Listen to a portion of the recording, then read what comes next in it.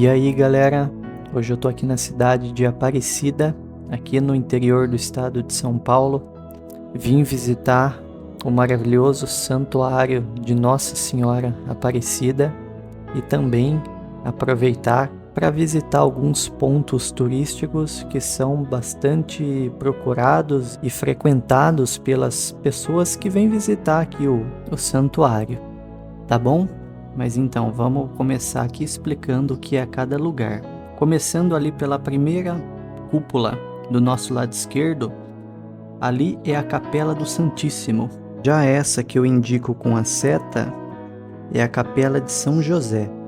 E logo ali do lado, mais ou menos onde está aquela setinha, é o nicho onde abriga a imagem original de Nossa Senhora Aparecida, né? Aquela que foi encontrada no Rio Paraíba pelos pescadores em 1717. Esse comprido aqui embaixo, que fica em frente da fachada leste, é o local onde fica a loja oficial, o posto médico, a sala dos motoristas e também a sala dos seguranças. Já esse quadradinho aqui embaixo é a Capela das Velas. É interessante a gente destacar a cúpula central, pois ela foi uma das estruturas mais complexas da construção, devido a ela ter 70 metros de altura e 34 de diâmetro.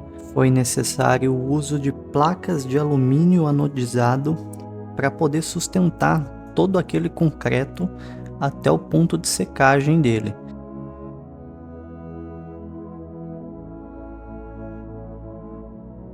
Já essa torre com mais de 100 metros de altura é chamada de Torre Brasília, ou popularmente de Torre do Relógio. Ela foi um presente do presidente Juscelino Kubitschek quando ele visitou a Basílica no ano de 1958 para a comemoração de seu próprio aniversário. Hoje a torre abriga os setores administrativos da igreja, um museu e no 18º andar um mirante, que é um dos principais atrativos, porque é um lugar que te permite ter uma vista em 360 graus da região. E também graças a ela é possível visualizar praticamente toda a cidade de Aparecida, juntamente com a Passarela da Fé, o campanário, o teleférico ou bondinho, como muitos conhecem, o Mirante da Santa, o Morro do Presépio, o Centro de Apoio ao Romeiro, que fica localizado na fachada sul. No decorrer do vídeo eu vou mostrar ele para vocês. E olhem só essa vista, que maravilhosa! Não sei se está dando para reparar na imagem, mas a igreja ela tem o formato de uma cruz latina, quando você olha ela por cima. E cada fachada dela, além de ter 50 metros de altura, ela está apontada para uma direção, norte, sul, leste e oeste. Agora a gente vai voar sobre a Passarela da Fé. Eu vou aproximar a imagem um pouquinho para mostrar melhor para vocês. Essa passarela é aquela que os fiéis vêm pagar suas promessas e caminham sobre ela de joelho. Ela foi inaugurada em 1971 e a construção dela foi feita para fazer a ligação entre o santuário e a antiga basílica, que é a que eu estou indo nesse momento. Ela termina aqui nessa galeria Recreio, que inclusive tem um mirantezinho que dá para tirar uma foto bem legal aqui também. E se vocês atravessarem a galeria, vocês vão sair na Praça de Nossa Senhora Aparecida e logo à sua direita vai estar localizado o local onde tudo se iniciou, que é a Basílica Velha. E antes de existir o santuário, era aí que ficava guardado a imagem original de Nossa Senhora. Porém, com o passar dos anos, a quantidade de fiéis foi aumentando tanto que surgiu a necessidade de ter um lugar muito maior para poder receber todos esses fiéis. Daí surgiu a ideia de construir o santuário. E tudo isso fez com que o novo complexo se tornasse a segunda maior igreja do mundo, perdendo apenas para o próprio Vaticano. Aqui eu aproveito para deixar algumas fotos da construção da passarela, que tem 392 metros de comprimento e 35 metros de altura no seu ponto mais alto. Próximo à Capela das Velas, temos o campanário, que é composto por 13 sinos, e cada um deles é dedicado a um dos 12 apóstolos. E o último deles, que é o sino da base, é dedicado à Virgem de Aparecida e a São José. O controle dos sinos é realizado via computador, sendo assim possível a criação de melodias musicais. Agora nós vamos visitar aquele pontinho lá em cima do morro, que é a Torre do Mirante.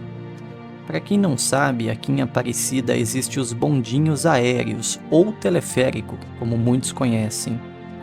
Nele é possível chegar até esse ponto. O embarque e desembarque são realizados tanto na estação Santuário, que fica localizada no próprio Santuário de Aparecida, ou na estação Cruzeiro, que fica aqui em cima no morro. A parte da torre tem 30 metros de altura e a cruz tem 20 metros de altura, totalizando assim seus 50 metros. O bondinho conta com 47 cabines e cada uma delas tem capacidade para 6 pessoas. Ele percorre um total de 1.170 metros e é interessante que ele passa pela cidade e por cima da rodovia Presidente Dutra. Então é muito legal, vale muito a pena vocês conhecerem esse ponto. Já aqui embaixo é a cruz do Morro do Cruzeiro.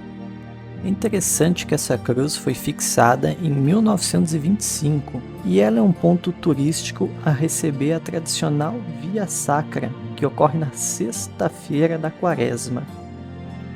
Aqui, como vocês podem ver, os bondinhos atravessam a rodovia, como eu já havia dito, né? E passa por cima de um cemitério, que é o cemitério Santa Rita. E quando você passa por esse ponto, significa que você já andou aproximadamente metade do caminho total que é percorrido aqui pelo bondinho. Algo que vocês notarão também é que existe uma grande quantidade de hotéis e pousadas espalhados pela cidade, devido à quantidade de pessoas que vêm visitar o santuário. Estamos falando em média de 12 milhões de pessoas anualmente, ou seja, há mais turistas religiosos aqui do que no próprio Vaticano. Agora nós vamos nos direcionar até aquele ponto, que é o Mirante de Nossa Senhora Aparecida, ou como muitos conhecem, o Mirante da Santa. Este local não pertence ao santuário, ele na verdade é particular. Porém, ele atrai milhares de pessoas que sobem o seu morro para contemplar a imagem da santa e também a visão que ele proporciona da cidade e do próprio santuário. Ó, estou dando uma viradinha para que vocês possam ver o que eu estou falando. Olha só isso. É interessante que essa santa foi construída como forma de agradecimento após a filha do proprietário ter sido curada de um câncer. Logo no início do vídeo, vocês devem ter reparado nessas imagens que estão aqui entre a fachada norte e a fachada sul. Isso na verdade se trata de mosaicos que começaram a ser montados em 2019 e foram na fachada norte que os trabalhos foram iniciados. O tema das cenas presentes lá é o êxodo do povo de Deus. Já na fachada sul, que é essa que eu estou mostrando, o tema é a Páscoa de Cristo. E essa, com certeza, é uma das obras que mais se destacam dentro de tantas outras já realizadas aqui pelo santuário. Olhem que imagem que isso nos proporciona.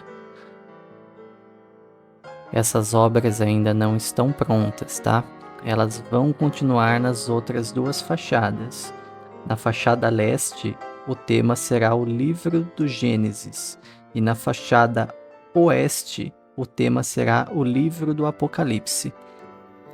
Ainda na fachada sul, sob sua colunata, há as imagens dos 12 apóstolos. Essas imagens tratam-se de estátuas feitas de cimento e pintadas com uma tinta de cobre. Elas também têm 4 metros de altura e pesam 4 toneladas cada uma.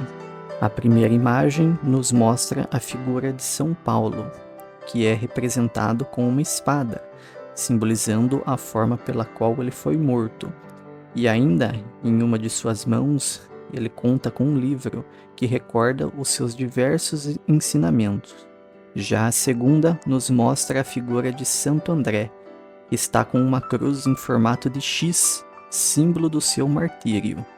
A terceira é de São Pedro, que tem a chave do reino dos céus, simbolizando a autoridade que recebeu do próprio Jesus Cristo. A quarta é São Bartolomeu, que segura em suas mãos a sua própria pele esfolada no ato do seu martírio.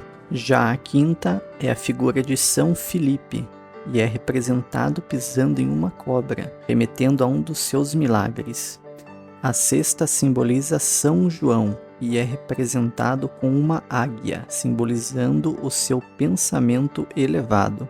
A sétima é de São Judas Tadeu, que é representado segurando a arma que o matou. A oitava é de São Mateus, que traz em suas mãos um livro, símbolo do evangelho que ele escreveu. Na nona imagem, vemos São Tiago Maior, que foi um evangelizador, representado segurando um cajado. A 10ª é São Tiago Menor, que em suas mãos segura um livro, representando seu empenho no anúncio do Evangelho. Na 11ª, temos São Tomé, que segura em suas mãos uma lança, simbolizando a forma como morreu. E por último, na 12ª imagem, temos São Simão, que traz uma serra em suas mãos, recordando seu martírio, que segundo a tradição, ele foi serrado ao meio. Agora, essa enorme área que fica bem no meio do estacionamento da fachada sul do santuário, chama-se Centro de Apoio ao Romeiro e tem o objetivo de oferecer uma infraestrutura completa a seus visitantes, pois possui praças de alimentação, diversas lojas onde é possível encontrar todos os tipos de lembrancinhas. Também tem fraldário para trazer a criançada, sanitários, caixas eletrônicos, aquário. Existe também um ponto de achados e perdidos, central de informações. E muita gente usa esse local também como ponto de referência para encontrar seus amigos ou seus familiares, por exemplo. Mas ao fundo nós temos o centro de eventos, onde é possível realizar confraternizações, jantares sociais, eventos culturais, religiosos, até mesmo corporativos e esportivos. E bem próximo daqui, logo atrás daquelas árvores, nós temos o Morro do Presépio. E lá é possível ver esculturas que representam o nascimento de Jesus e outras representações, como por exemplo, o encontro da imagem de Nossa Senhora Aparecida no Rio Paraíba do Sul. A área do presépio possui aproximadamente 7.300 metros de comprimento e todas as suas peças, que são feitas em cimento, possuem tamanho natural. Para finalizar, estarei deixando um QR Code na tela indicando a localização do santuário. Basta que você aponte a câmera do seu celular ou utilize algum aplicativo que faça a leitura do código. Caso não queira utilizar o código ou tenha algum tipo de dificuldade em fazer a leitura, estarei deixando na descrição a localização, junto também de algumas informações sobre o santuário. Espero que tenham gostado. Um grande abraço a todos.